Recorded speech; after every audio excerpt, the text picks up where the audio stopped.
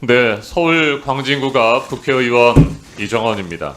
끝난 줄 알았지만 결코 끝난 것이 아니었습니다. 내란 수계는 파면됐지만 그가 임명한 인사들은 여전히 언론의 자유를 옥죄고 있습니다. 곳곳에 뿌리를 깊이 내린 채 저항하고 있습니다. 민주주의와 헌정 질서에 대한 위협과 파괴 행위를 거듭 반복하고 있습니다. 이동관, 김홍일, 이진숙으로 이어지는 방송통신위원회에 의해 윤석열 정권의 지난 3년은 사실상 상시적 언론 계엄 사태였습니다. 한겨레 신문은 최근 칼럼에서 반민주 세력이 다시는 언론 자유를 농단하지 못하도록 제도를 정비해야 한다고 강조했습니다. 지난 3년 동안 허술한 제도의 폐해를 충분히 받지 않는가라고 지적했습니다. 그렇습니다. 그동안의 기형적인 방통위 2인 체제는 숱하게 많은 부당한 결정을 내렸습니다. 그 위법성으로 인해서 지금까지도 법원으로부터 반복적으로 제동이 걸리고 있습니다.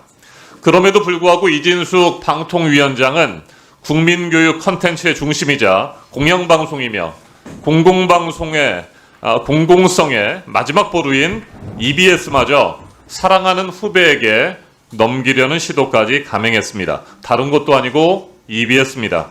이건 선을 넘어도 한참 넘은 것입니다.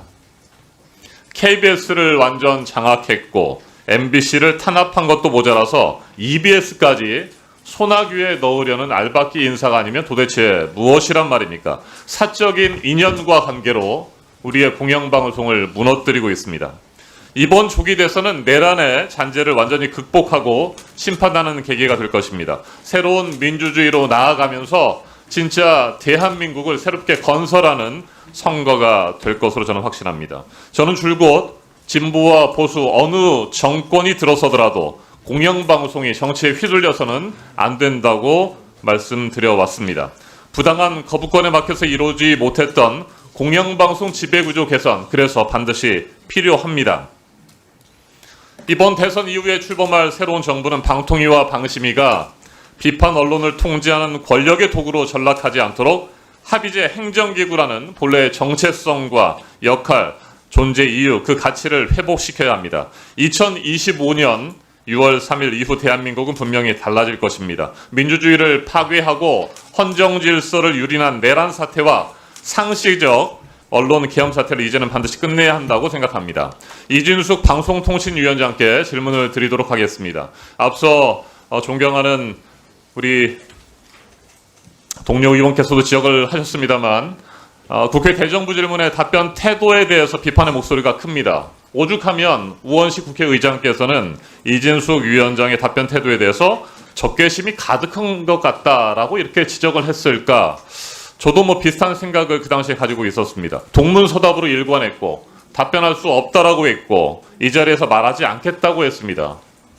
우원식 의장이 지적한 것처럼 가슴에 적개심이 그렇게 많이 있는 겁니까? 그렇게 생각하지 않습니다. 그러면 왜 그렇습니까? 우선 대정부 질의라는 것은 정부의 부처 또는 기관장에 대해서 업무와 관련한 질문을 하는 걸로 알고 있습니다. 네, 자 업무와 관련해서 잠깐만요.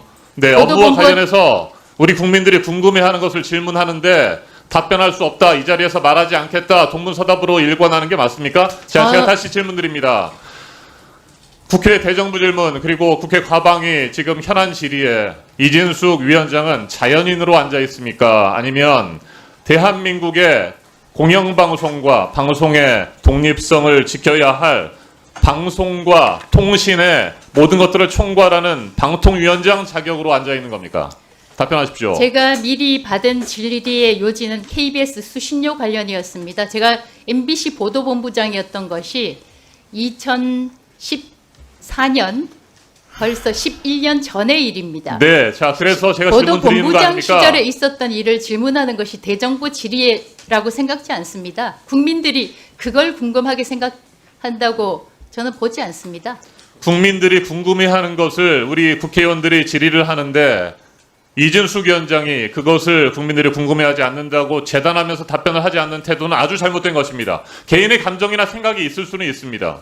그렇지만 자연인의 자격으로 그 자리에 서서 질문을 받는 것이 아니기 때문에 답변을 해야 되는 것이죠. 국민에게 제대로 설명하고 이해를 구해야 합니다. 그럼에도 불구하고 본인의 생각이나 뜻과 다르다고 해서 답변을 하지 않으려고 한다면 국회에 나와서 그 자리에 서 있으면 안 되는 겁니다. 자연인으로 돌아가십시오.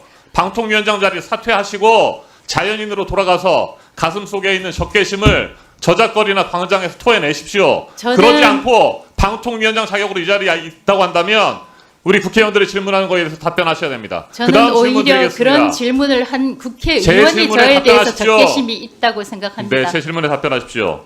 KBS 수신료 통합징수를 위한 법안이 어제 국회 본회의를 통과했습니다. 윤석열 정권이 공영방송 KBS를 장악하기 위한 일환으로 밀어붙였던 수신료 분리징수가 원점으로 되돌아갔습니다. 윤석열 정권은 돈줄, 그러니까 수신료로 옥죄면서 KBS를 자꾸 흔들었습니다. 내부의 갈등을 유도했고 심각한 재정위기, 경영상의 위기를 불러일으켰습니다. 그 때문에 수많은 KBS의 전문 방송인들이 마이크와 카메라를 내려놓고 KBS를 떠나기도 했습니다. 어제 통합징수를 위한 법안이 통과된 데 대해서 어떻게 생각하십니까?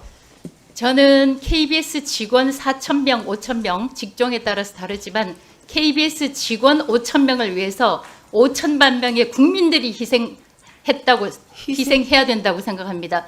그 법안이 어제 다시 통과된 그 법안입니다. 저는 공영방송 KBS의 재원이 충분해야 한다고 생각하는 사람입니다.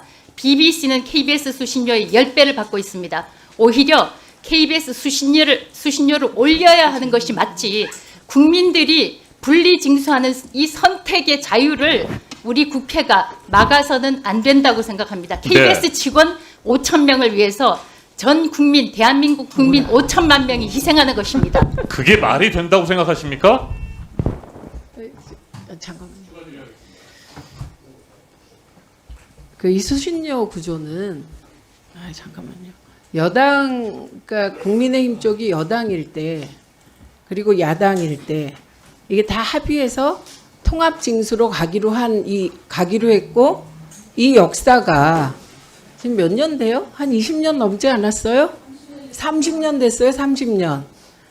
그리고 수신료 2,500원인데 그것을 국민이 희생했다? 그러면 저는 이진숙 방통위원장이 월급 받는 것도 국민들은 희생이라고 생각할 수 있어서 단어 사용에 주의하시고요. 그다음에 박민아 본부장님. 네. 지금 유족께서 요청하신 증인이 딱 한 명 있었습니다. 네. 그게 제 입으로 이름을 말하긴 곤란해요. 그분도 프라이버시가 있으니까. 그게 박모 기상캐스터였습니다. 그런데 지금 출석을 안 하셨잖아요. 네. 근데 출석을 안 할 만큼 그런 상황입니까? 저는 가능하면 출석을 하는 것이 그게 맞는 것 같거든요. 제가 직접 뵙거나 한 적이 없기 때문에 조심스럽긴 합니다만, 제가 전에 듣기로는 굉장히 불안정한 상태이셔서 방송도 지금 출연은 못 하시는 걸로 그렇게 알고 있습니다. 그럼 지금 휴직한 상태입니까? 뭐 공식적으로 휴직은 아니고요. 그러니까 출연을 중지한 상태입니다. 출연을 중지했는데 휴직이 아닌 상태는 어떤 상태를 말하나요? 기본적으로 기상캐스터는 그 회당 출연을 하게 돼 있고, 그러면은 그 각 뉴스에서 자기가 맡았던 부분에서 자기가 출연을 못 하겠다고 하면 다른 기상캐스터가 대신해서 출연을 하게 됩니다. 그게 비정규직이기 때문에 그런가요? 프리랜서이기 때문에 그렇습니다. 이와 관련하여 과방위에서 행정실에서 그 상황을 좀 체크한 게 있습니까?